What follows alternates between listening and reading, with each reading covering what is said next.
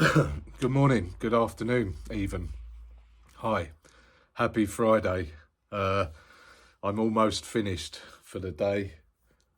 Did some jobs in London this morning, and I've just got a little bit of admin left to do, but I'm virtually done. So I'm sitting at home now waiting for Autoglass to turn up and fix a chip in my windscreen.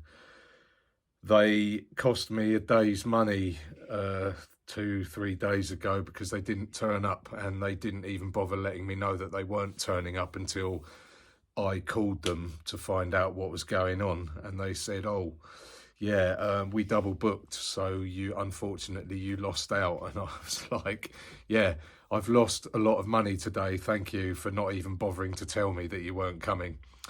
Unfortunately for me, Autoglass they're kind of in partnership with my car insurance company, so I'm stuck with them. But it's now 20 past 2. They are due to come here between 3 o'clock and 7 o'clock, so it's even more of my time sitting around twiddling my thumbs, really. But hopefully they will actually turn up today. That would be an improvement. But what I wanted to talk about today was Oscar Pistorius, the Blade Runner, who has been released today from prison. He served just under 11 years for the murder of his then girlfriend, Reva Steenkamp. I actually remember exactly where I was when I heard about this. I was in a gym in Godalming. It was early in the morning, probably about 7 o'clock, and it came up on Sky, kind of a news flash, that something had happened. And of course, I kept half an eye on it as it all panned out. I watched quite a lot of his court case, which was broadcast live in South Africa, around the world, really, I guess. I looked at it. I looked at the evidence. It was pretty clear to me that he'd murdered his girlfriend. I say murdered. It's difficult to be certain whether he intended to kill her, which I don't know what South African law is like, but in this country, the legal definition of murder is to intentionally kill somebody. That doesn't actually play out that way in a lot of cases, as far as I know, and as far as I've experienced in my time in prison. But yeah, anyway, at the end of the day, justice was served, and Pistorius was given a life sentence. He has been released on parole today, and as with this country, for a lifer, parole partially, not completely, depends on doing rehabilitation courses,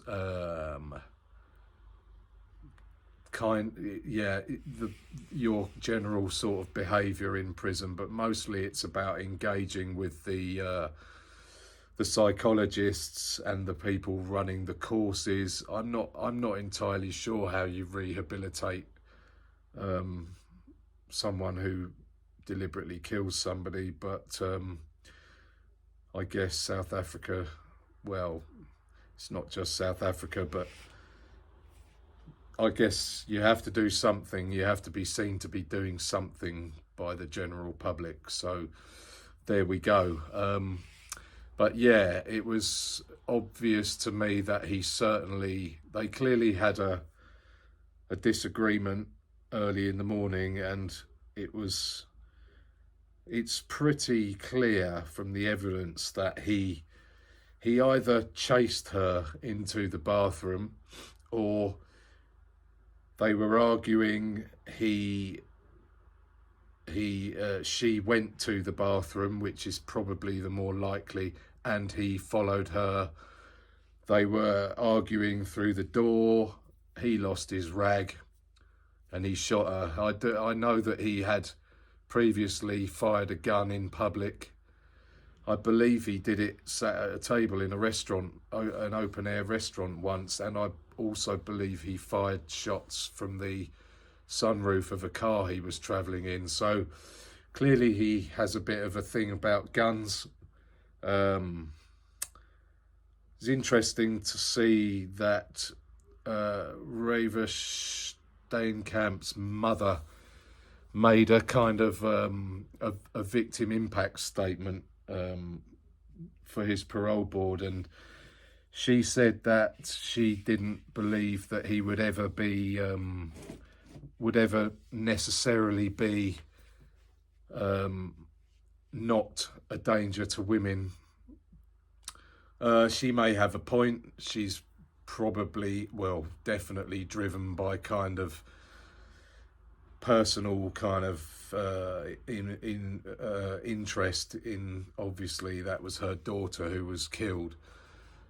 No one really knows. The thing about it is that I can say is that in this country,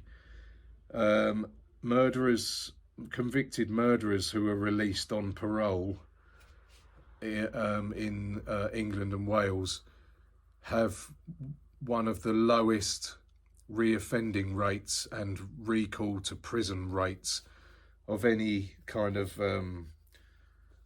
group of offenders. So I mean, possibly partly because they know they're treading such a delicate tightrope when they're released from prison, but in reality, no more delicate than the one I tread.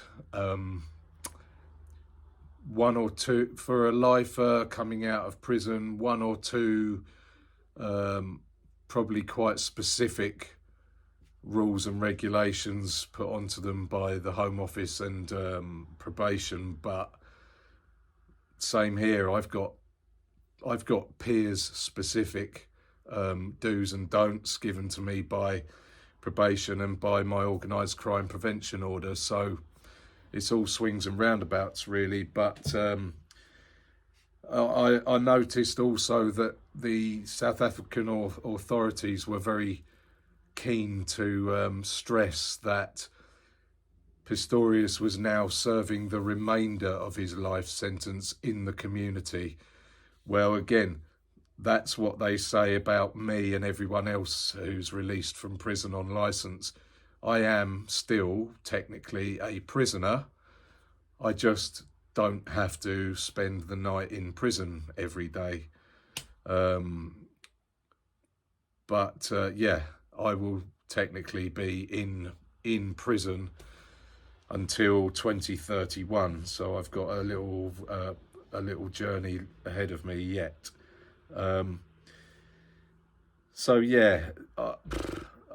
I obviously, I mean, serving 11 years for murder is quite, I don't know what the word is to describe it really. Well, I'll just give you an easy comparison. I've been nicked twice for conspiracy to supply and other charges, possession with intent on firearms, so on and so forth.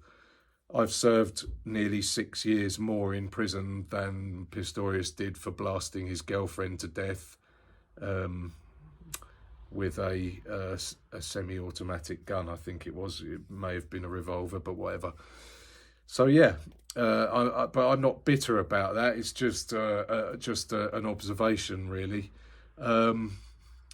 So we'll see how he goes. But they say that he's going to be sort of under house arrest at his uncle's. Well, his uncle's a multi-millionaire, lives in a massive property with huge grounds. I'm sure Oscar Pistorius will learn to cope with that. The swimming pool, the tennis court and all the rest of it. I'm not begrudging it. I'm just saying, under house arrest sounds quite dark, but actually I'm sure he'll be fine.